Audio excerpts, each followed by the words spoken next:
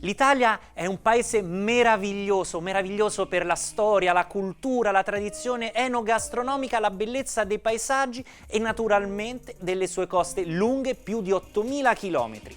Ogni regione, ogni terra nasconde degli scorci che non aspettano altro di essere trovati.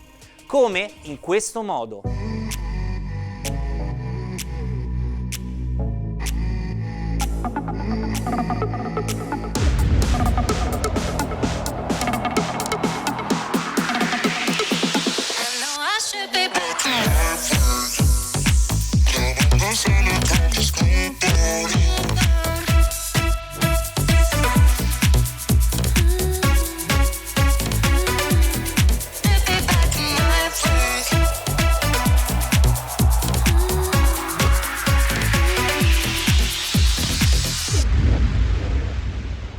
E se questo videoclip vi ha fatto aumentare la voglia di mare, relax, divertimento, in poche parole, vacanze in barca a vela, beh, è arrivato il momento di iniziare a pensare alle proprie avventure fra le meraviglie dell'Italia, a vela ovviamente.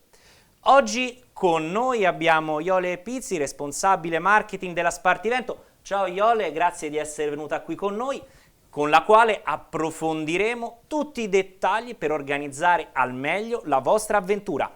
Iole. Ciao Federico, grazie per avermi qui oggi.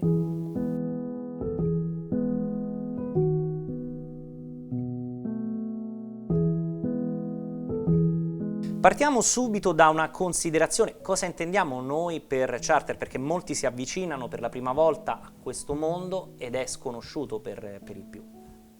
Certo, la parola charter si riferisce in generale al noleggio di imbarcazioni. Possono essere barche a vela, catamarani, barche a motore. Nello specifico noi ci occupiamo di barche a vela e catamarani. Noleggio che ovviamente può essere con o senza skipper. Ecco, e ora che abbiamo fatto chiarezza conosciamo bene la storia di Spartivento, riavvolgendo nel nastro della storia, anche perché i numeri, come possiamo vedere, sono davvero molto importanti e interessanti. Grazie, Spartivento nasce nel 2000 e in realtà da una passione che aveva mio padre con un gruppo di amici all'epoca che poi divennero soci, e la passione per il mare, la pesca, andare in barca insieme. Quindi nasce con 2 piccole barche a vela a Reggio Calabria, quindi la nostra città di origine. Negli anni queste 2 barche poi sono diventate 4, 6, 10, 12 e ad oggi contiamo circa una 90ina di imbarcazioni in flotta, un po' su tutto il territorio italiano.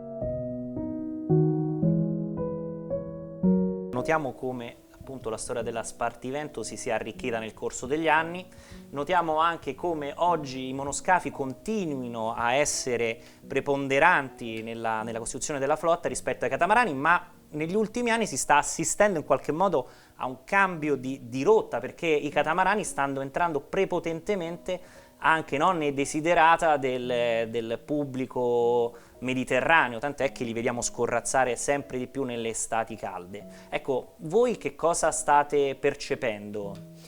Stiamo percependo un trend che è l'avvicinamento delle persone che non erano mai state vicine appunto al mondo della nautica in generale, quindi famiglie, gruppi di amici che vogliono scoprire questo tipo di vacanza, e il catamarano è stato il mezzo grazie al quale loro scoprono questo tipo di vacanza. Da una parte perché ovviamente regala più spazi, più comfort, più stabilità durante la navigazione, anche per chi magari è dubbioso nei confronti di possibile mal di mare o cose così. E da qui il numero di catamarani in continua crescita nel Mediterraneo. Credo che sarà un trend che continuerà ancora per un bel po'.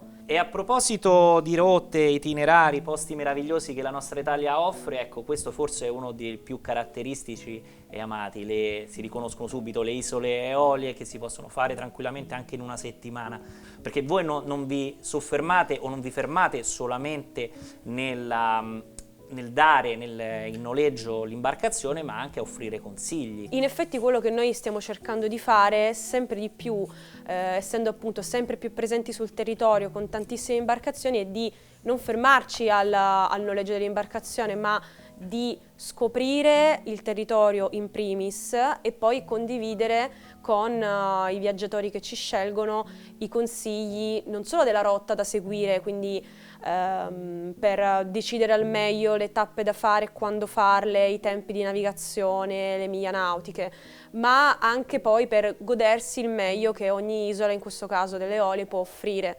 Prima di mollare gli ormeggi è fondamentale una delle fasi, forse la più delicata, quella del check-in, ovvero quando si sale a bordo dell'imbarcazione per la prima volta e si deve in qualche modo capire l'imbarcazione al volo, le dotazioni di emergenza, se la strumentazione, le varie parti dell'imbarcazione sono in ottimo stato.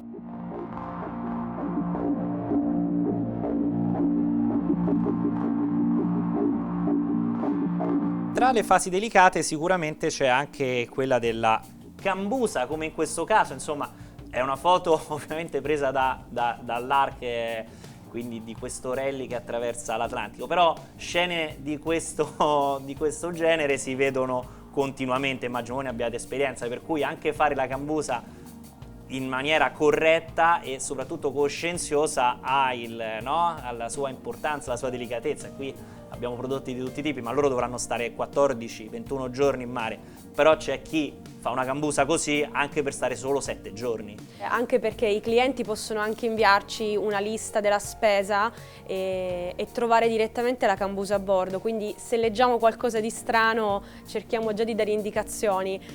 Quello che magari succede ogni tanto è che o si vada in eccesso estremo e poi non ci sia nemmeno fisicamente lo spazio per mettere a bordo tutto quel cibo, o che al contrario magari il cliente si dimentichi cose fondamentali come l'olio e il sale e invece magari si ritrova ad avere chili e chili di pasta. Quali sono le differenze fra il modo di vivere una vacanza a vela da parte degli stranieri e degli italiani? Ci sono delle differenze, sicuramente in primis la stagionalità. Noi nel 2020, quindi proprio il primo anno di pandemia, abbiamo lavorato quasi esclusivamente con italiani, quindi quasi esclusivamente a luglio-agosto. Ovviamente le 2 settimane centrali di agosto sono le favorite dal mercato italiano. Con gli stranieri invece di fatto nel 2019 la stagione iniziava a fine marzo, terminava a metà novembre.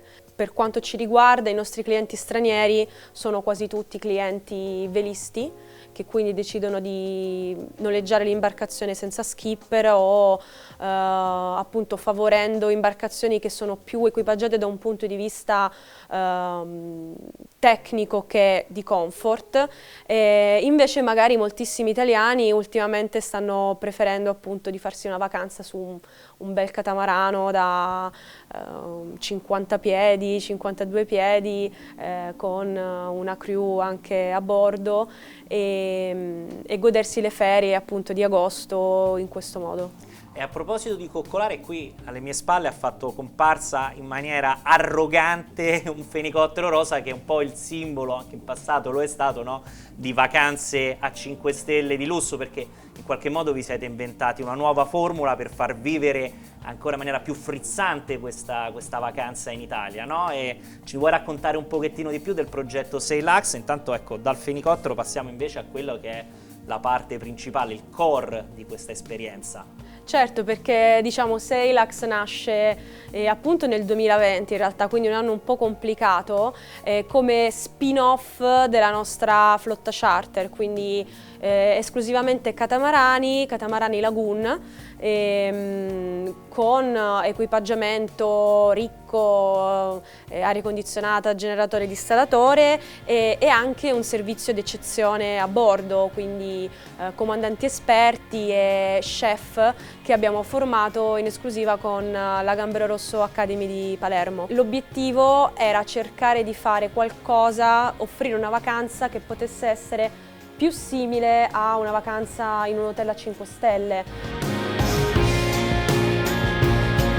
Si tratta di 7 catamarani da un 42 piedi versione armatoriale, quindi una bella cabina armatoriale per stare anche in 4 persone banalmente a bordo, fino a Lagoon 52 piedi, quindi insomma anche 5-6 cabine. Aspettiamo che ci invitate quindi. Eh sì, bisogna dai, provare, dobbiamo no? cercare di farvi conoscere il prodotto poi per promuovere al meglio. E infine c'è un'altra nota dolorosa per chi charterizza le imbarcazioni, l'avete visto, lo state vedendo, la valigia, non la riesco neanche a pronunciare per quanto è complessa.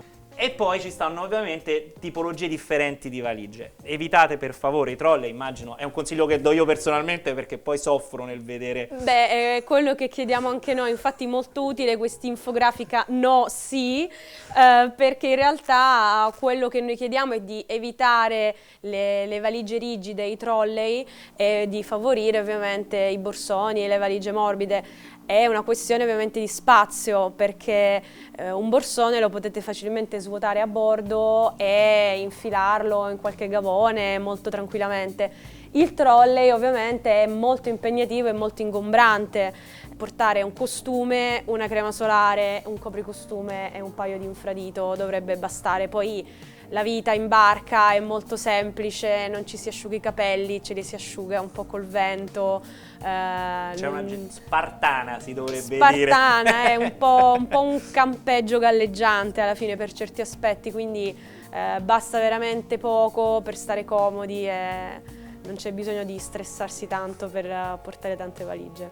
E infine ci sono loro, non li abbiamo dimenticati, i nostri amici a quattro zampe, perché spesso non vengono purtroppo accettati in vacanza con noi. In realtà ci sono società di charter che autorizzano, che vogliono che i nostri amici a quattro zampe ci accompagnino in questa bellissima esperienza, vero? Sì, noi vogliamo sempre cercare di accogliere a bordo gli animali il più possibile. Certo, dall'altra parte accogliere un golden retriever su un 30 piedi è un po' difficile logisticamente, ma cerchiamo sempre ovviamente di dire sì il più possibile ai nostri clienti per condividere questa vacanza anche con gli animali a quattro zampe. E poi come si fa a dire no a musetti, no? Così No, è impossibile. belli. Spesso infatti ti devo ammettere che quando diciamo no, perché magari la taglia del cane è troppo grande, ci mandano le foto per dire ma perché non vuole, cioè guardatelo bene e fatelo venire per favore, e lì ovviamente diventa complicato dire di no.